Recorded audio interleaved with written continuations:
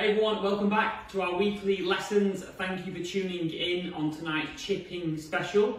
Not long to go now until we get back on the golf course, so I hope you're all excited and got your tee times booked. We're gearing up for coaching to resume as well to help you physically, finally, with your games at all our ranges. So 3 hammers, chill a dip, this coach schedule is going to be back released this weekend.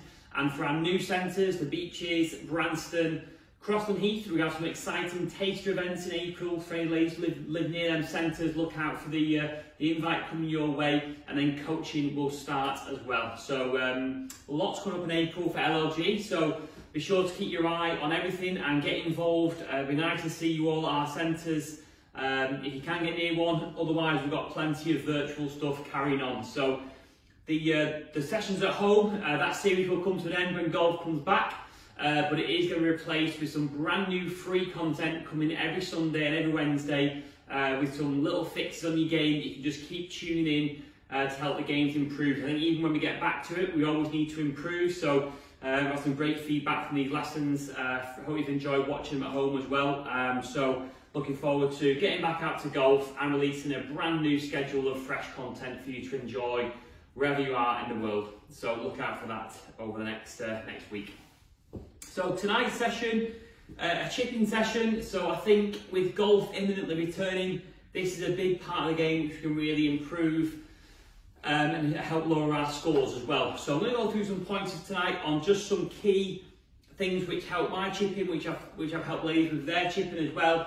Things that you can do around the garden as well in the last week before we get back to golf. So the first thing I'm going to share today is how to choose the correct club when you're in and around the greens, and little things you can do just to help judge with that, the distance control. And I think when you are on chipping in and around the greens, there is that temptation to get drawn into the flag and maybe not your landing areas. So when you get near your golf ball on the green, or just off the green, sorry, I want you to really look at where you want to land the ball and let that then dictate what strategy you use. And a really good analogy which I've seen another golf pro use at 3 hammers, Rob uses really well when he chips and coaches.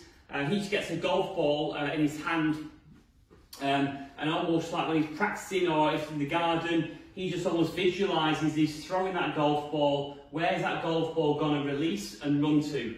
And that speed of the arm doing this and just releasing the golf ball is actually very similar to what you want your chipping stroke to be like, that sort of pace. I think a lot of people when they're chipping, because they might be quite nervous or anxious about the shot, it suddenly becomes this really quick, quick action and quite flicky with the wrists. But if you imagine just throwing a golf ball and just releasing it down the putting surface, that's the sort of action we want to try and convey into our chipping. Similar rhythm, you see. So if you are on the golf course next week, your golf ball's here, just stand behind, just imagine you've got a golf ball in your hand and just imagine where you'd have to land that golf ball to let it roll to the hole. And then you can choose your club accordingly. A really good tip for me is if you've got your pitching wedge ladies around the green, try and work on a 50-50 relationship. Again, that's another tip from the LLG coach in Bolton, Phil Williams, loves that tip, and it's worked for me as well. So land the ball 50% of the way and let it roll 50% as well. So if your landing spot is halfway between you and the flag, pitch and wedge your club, land it half, run it half. Really good tip. And you can imagine that rhythm just being taken into the chipping stroke itself. So just imagine I'm just throwing that golf ball down the green, same rhythm, nice and through. Straight in the bullseye that one as well. Quite like that one there. So that's a nice field drill just to make sure you've got the right rhythm in your chipping stroke, and that massively helps with your contact. Now, other couple of key points which I say with chipping, which are really important just to remind us, when you are playing that chip shot around the green, make sure, ladies, you don't have that angle of the club lying too close to your thighs. I mentioned that before, but I think I really want to enforce that again just because it's so important. When I'm chipping, just notice the elevation in my shaft angle at setup, so it comes up, stand closer, and then same rhythm as I just did. Imagine I'm throwing the golf ball back and through, not quite in the bullseye that time. But again, that makes sure the contact's decent. If you can just get that shaft up, you'll really get a nice strike with your chips. And then from the face-on view, obviously absolutely imperative, ladies, when you're chipping that golf ball, we get the weight into that left-hand side, 70% for me in that left-hand side, and it does not move from that position, okay? Trying your best not to feel like it comes back on that foot. That's when you're going to engage them wrists and flick it. So into your left side and then turn back and through.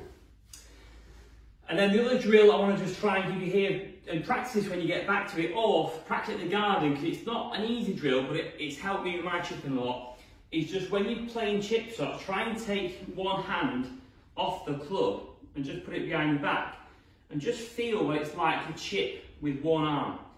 And again, this really helps your rhythm, because the club's quite heavy in that hand. You have to really work as a unit with your arms and chest. You won't be able to just do it all with your wrists. Perhaps when you've got two hands on, then easy to flip the wrist look. Remove the left hand and just see if you can get a nice controlled rhythm look with one arm. And it's amazing how well that contacts the golf ball, gets that leading edge striking the ball nicely, and just gets you working as a unit between the upper and lower half. There we go, nearly a bullseye again, nearly.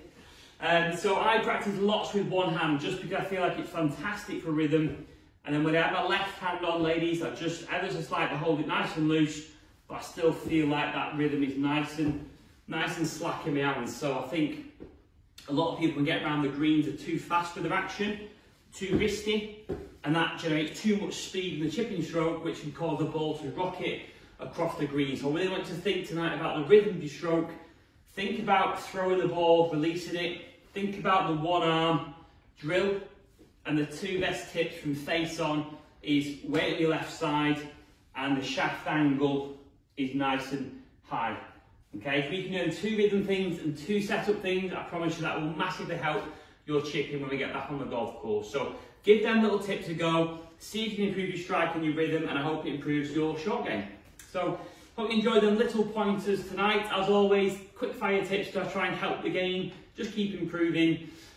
So enjoy that session. I'll be back again for another session from home on the weekend before we switch it up to our brand new series of our little fixes that are going to drop when I can actually film outside again. So enjoy that, enjoy your week, and countdown to golf is definitely on now, so I'll see you all very soon.